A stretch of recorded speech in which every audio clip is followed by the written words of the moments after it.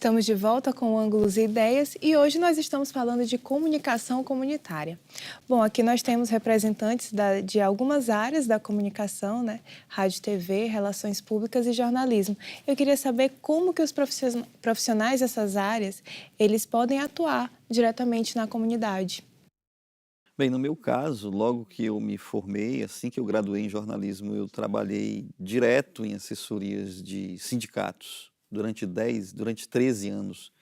Eu trabalhei em assessorias de sindicatos e os sindicatos geralmente estão relacionados com comunidades, com outras organizações da sociedade civil que militam na área de democracia, de justiça, de luta por direitos. Então, eu trabalhei como jornalista, como repórter, depois eu trabalhei como chefe de assessoria de sindicato, 3 anos como repórter e 10 anos como chefe de assessoria, 13 anos, sempre em contato com movimentos sociais. E nessa minha atuação profissional foi que eu descobri o movimento de rádios comunitárias. O movimento de rádios comunitárias surgiu dentro do ambiente sindical em que eu trabalhava como chefe de assessoria de comunicação. Então, nós organizamos o movimento de rádios comunitárias junto com outras organizações da sociedade civil, outros movimentos sociais que tinham como pauta comum a democracia. A Associação Brasileira de Rádios Comunitárias do Maranhão, ela surgiu nesse processo, nesse ambiente, num ambiente sindical e de movimentos sociais. E hoje eu sou atual presidente da Associação Brasileira de Rádios Comunitárias no Maranhão, tenho blog. Então, a minha atuação profissional como jornalista tem um foco. Eu sempre trabalhei como jornalista nesse segmento de movimentos sociais, de assessoria parlamentar, de assessoria para sindicatos. E quando surgiu a oportunidade de fazer mestrado, eu fiz mestrado voltado para aquilo que eu exercia na prática como profissional, que era rádios comunitárias. E no fim do mestrado publiquei um livro, uma dissertação, fruto da dissertação, sobre toda a memória e a organização do movimento de rádios comunitárias no Maranhão. E também na minha atuação profissional eu via muito rádio AM. E o rádio AM foi o meu objeto de pesquisa no doutorado. Então, de tal forma que quando eu fui fazer pós-graduação, que eu me tornei professor, eu pesquisei aquilo com o qual eu tinha uma lida, uma militância, uma prática. Então, existe uma convergência muito grande entre o que eu faço como jornalista, radialista e blogueiro com o que eu faço na universidade como professor e como pesquisador. Não existe uma fronteira muito grande entre o Ed Wilson militante, o Ed Wilson jornalista e o Ed Wilson pesquisador, porque esses temas de teoria eles estão todos envolvidos na minha militância, ou seja, na prática é que eu sou um teórico. A área de relações públicas comunitárias ainda é nova para muitas pessoas, embora ela exista desde a década de 80. Mas por quê? Porque a área de relações públicas ficou com o estigma que ela é predominantemente empresarial, governamental e com viés capitalista muito forte, né? Embora exista essa perspectiva, também existem distorções em relação a essa perspectiva, mas a área comunitária a área de relações públicas comunitária, a dimensão comunitária das relações públicas veio mostrar que é uma área que pode utilizar o seu princípio para contribuir para o desenvolvimento social. Então, a proposta da dimensão comunitária é de disponibilizar o conhecimento do processo de relações públicas para contribuir, facilitar esse processo que a gente discutiu aqui, com base na comunicação comunitária, de mobilizar, de conscientizar grupos para que se organizam e ajam em torno de busca de direitos, né? Eu tive uma experiência profissional voluntária de 7 anos em uma ONG de direitos de saúde, né? E nós trabalhávamos exatamente nessa perspectiva da comunicação comunitária, até porque eu não era portadora da doença, então nós utilizávamos os recursos de comunicação, né, mas construídos junto com eles, para que eles despertassem para problematizar, conhecer e problematizar a situação que eles viviam, de muitas necessidades, né, para o diagnóstico e tratamento da doença, que era a hepatite C.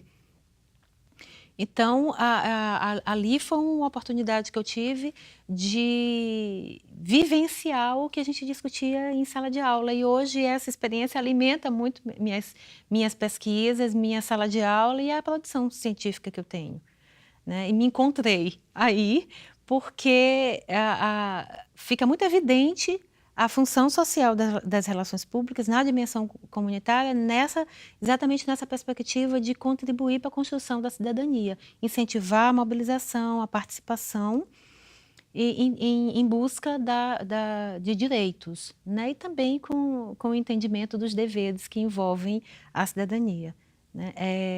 E é basicamente isso que com o surgimento dessa área, se mudou um pouco a perspectiva, né, das relações públicas. E acho que mais um ponto também que é bem importante é que nos permite, pela área de comunitárias, fica muito mais fácil a gente retribuir para a sociedade o que a gente aprende aqui, né? Eu sempre digo para os meus alunos, a gente tem, além da responsabilidade como profissional de comunicação, nós temos uma responsabilidade maior porque nós somos formados por uma universidade pública, né? Então, de alguma forma, nós temos que retribuir para a sociedade isso, né? E a área da comunicação comunitária, independente de qual viés, se pelo jornalismo, rádio, TV ou pelas relações públicas, é uma forma muito evidente e satisfatória, né, de colocar os nossos conhecimentos técnicos a serviço de uma mudança social. Sim, na parte de jornalismo, eu vejo que é um pouco mais complexo, já que você vai exigir o domínio da língua. Então, eu participei de algumas experiências que foram assim, vamos dizer assim, metade, metade, meio a meio. Por quê? Quando começou o alto-falante no Anjo da Guarda, o curso de comunicação fez um dos primeiros jornais comunitários junto com os alunos, que se chamava A Torre, e era para o público do Anjo da Guarda, no qual as pessoas, moradores, também participavam. Depois eu fiz com os alunos de comunicação e o pessoal do Comunicapaz, produzimos um jornal, né, também, que também tinha esse mesmo viés, que era um misto dos alunos também poderem atuar nessa área e também os moradores mostrarem a questão do bairro, mostrarem que o bairro não era só o que é visto na mídia. Isso aqui é o bairro estigmatizado, ali é violência, não tem outra coisa. Então, mostrar o lado, vamos dizer, real e o lado positivo. E uma outra experiência interessante, quando eu trabalhei no Unicef, nós fizemos um jornal chamado o Bumba, que era para as agentes comunitárias de saúde. Então, era um programa que começou, né, a ser desenvolvido. Então, para que elas fossem chamadas, nós tínhamos o programa na rádio educadora, tínhamos o jornal e tínhamos os manuais que elas aprendiam as noções de saúde. Então, e nesse Bumba, não era um jornal que elas faziam totalmente. Eu coordenava com as estagiárias, né, do curso de comunicação, e elas produziam. Então, vinham, por exemplo, coisas como receitas da comunidade, receitas de culinária, ou dicas de plantas medicinais, ou coisas assim, que elas também tinham a participação. Agora, essa outra possibilidade, eu vejo que hoje cresceu, porque hoje nós não vamos depender só do papel, né, da impressão. Nós dependemos também da internet, que tem uma possibilidade infinita, eu digo, porque tem os blogs, tem outras, você pode postar através do próprio WhatsApp, enfim, tem ferramentas no Facebook, páginas que você pode, né, fanpage, essas coisas todas, que você pode atuar de maneira assim até você, onde você está, sem você sair da sua casa. Agora, o jornal mais comunitário, ele teria que ser produzido, né, por uma comunidade. Então, uma comunidade também pode se reunir e fazer um blog, fazer uma fanpage, fazer o que quiser usando essa ferramenta. Agora, para usar essa ferramenta, você vai escrever também. E você vai ter que ter esse domínio, né? Porque se não tiver esse domínio, como você vai se comunicar, né? Então, hoje a gente encontra uma variedade incrível de comunicações, de forma de comunicação, mas também é preciso a gente ter esse cuidado, né? Para que realmente a gente não cometa tantos absurdos contra a própria língua portuguesa, o brasileira, que hoje se chama língua portuguesa brasileira. Vocês falaram de governo, né, empresas, a gente vê muitas ações empresariais e governamentais voltadas para as comunidades, né, de projetos voltados para a comunidade. De que forma a comunicação ela faz essa ponte entre os interesses do governo e das empresas e os interesses da comunidade? No caso das rádios comunitárias, essa ponte está implodida, porque a Lei 9.612, que regulamenta o serviço de radiodifusão comunitária, impede, por exemplo, que as rádios comunitárias acessem verbas publicitárias oriundas de governo federal, estadual, municipal. A lei toda de rádios comunitárias, ela só é boa na definição conceitual. As rádios comunitárias não podem acessar recursos públicos de verba publicitária, as rádios comunitárias estão limitadas a uma potência de 25 watts, a uma antena de 30 metros, elas só podem captar recursos através de apoio cultural. A rádio comunitária não pode fazer publicidade formal com emissora comercial. Então, existe, assim, um cerco muito grande às rádios comunitárias que impede a sustentabilidade delas. As rádios comunitárias muitas vezes sofrem desvio de funções porque, como a legislação é restritiva, elas ficam vulneráveis às investidas de um empresário que quer transformar a rádio comunitária em palanque político, eleitoral, de alguma pessoa do mundo religioso que quer transformar a rádio comunitária em igreja. Então, existem esses desvios de finalidades no movimento de rádios comunitárias por conta das restrições da legislação. Porque como as rádios comunitárias elas não podem captar recursos, a lei é muito restritiva, é muito proibitiva, elas caem num ambiente de vulnerabilidade que acaba transformando-as em um objeto de fácil apreensão por setores que querem transformar a comunicação comunitária em proselitismo político ou religioso. Esse é um problema. Nós estamos tentando, através da Abraço Nacional, modificar a lei de radiodifusão comunitária, a 9.612, que completa 20 anos no ano que vem, no ano de 2018. São 20 anos de uma lei que não favorece as rádios comunitárias, e essas rádios comunitárias também estão emparedadas pelo ECAD, o Escritório Central de Arrecadação e Distribuição, que cobra direitos autorais pela veiculação de músicas de emissoras comunitárias que não têm fins lucrativos. Então, vejam só, nós temos no Brasil uma lei que regulamenta o serviço de radiodifusão comunitária.